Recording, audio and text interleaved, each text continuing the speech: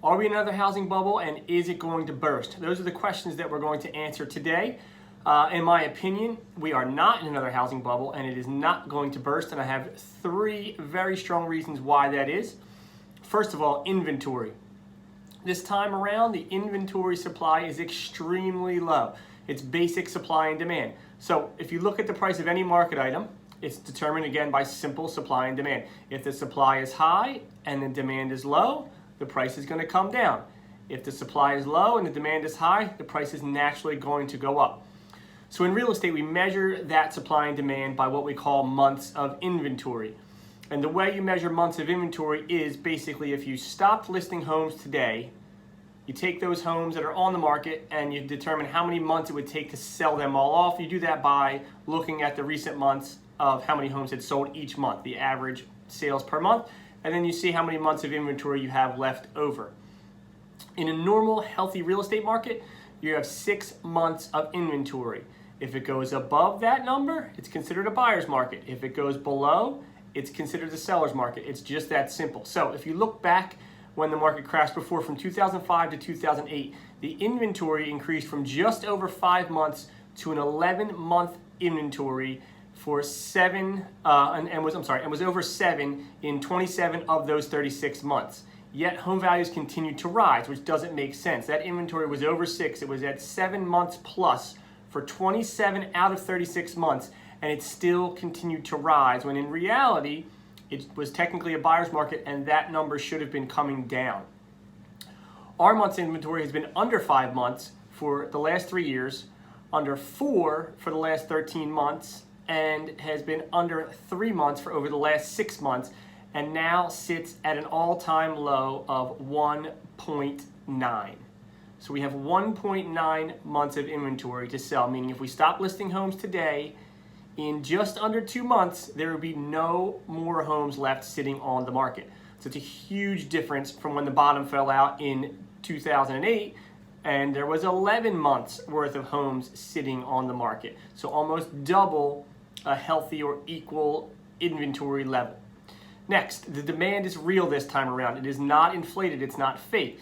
In the mid-2000s, the market was experiencing what is called irrational exuberance, which basically means that people were buying on feelings, on a frenzy. They were just going and buying with the feeling that the market was going to continue to go up, but there was no statistical or historical data to back up the fact that the market was going to continue to go up. As I said before, the inventory levels were crazy high in what should have been a buyer's market where the prices were coming down, but for some reason, because of all this pumped up demand, they were still rising. Right? This time around, the demand is real. Also, another thing that was big back then is the mortgage industry had a huge part of pumping up the fake demand with the mortgage index. What the mortgage index is it basically tells you how easy it is to get a loan. I mean, that's the simplest way to put it. The higher the number, the easier it is. The lower the number, the harder it is. So prior to the boom in the mid-2000s, in the early 2000s, the index sat around 400. In 2006, it was an all-time high at 868, so it more than doubled to a really high number. Today, that index sits at 122.5, so it's well below even where we were pre-boom back in the early 2000s. So think about it. The height of the boom, 868, which is why everybody was getting a mortgage. Anybody who wanted to go apply, oh, yeah, you want $500,000 for a second home? Sure, here you go.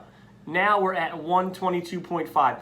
which means the level of buyer is way different. They are real buyers. They have the money. They are qualified. They have the assets, and they're not in a position to be failing if the market is to go down.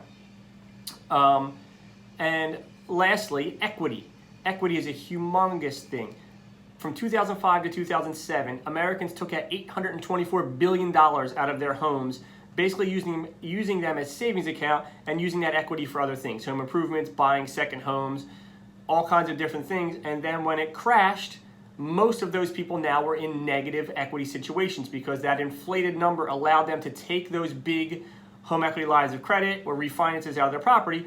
And when the market crashed 30%, they were all upside down. If you look at the cash out refinances that we've seen in the last 3 years leading up to today, it's 1/3 of what it was back again in the 2000s. So it's 1/3 of the amount of cash out refis even though the amount of people who have significant equity in their home has gone up. Right now, 56.7% of homeowners have over 50% of equity in their home. That's what we consider significant levels of equity. Back in the 2000s, that was more like 19 or 18%.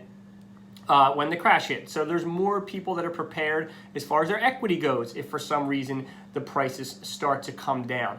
So those are three main reasons why we are not in a market like we were in the 2000s. Again, we'll recap. In the current market, housing supply is historically low, demand is high, and it's real, and people have equity. This is not a market like 2008. It is actually the exact opposite. And again, we'll take one last quick look at the numbers. 2008 versus today. In 2008, inventory levels, we had 11 months of inventory. Today, we have 1.9. The mortgage index was 868, which makes it basically like giving away money. Now, it's 122.5. It is much harder to get that money. And equity in your home of over 50%. You had about 19% of Americans in 2008. Today, we're at 56.7% of people have over 50% equity in their home. Take all those factors and put them together. It shows you that we are not in a bubble situation like we were back in the early 2000s. This market has risen by 10% in 2020. It's predicted to rise by another 5% in 2021 and continue to be strong moving forward. Once again, I'm Brian Steer, Blue Homes Real Estate Group. I hope this was informative. If you have any questions, feel free to drop me a message. Give me a call at 609-425-9428. Thanks for watching, guys, and we will see you on the next one.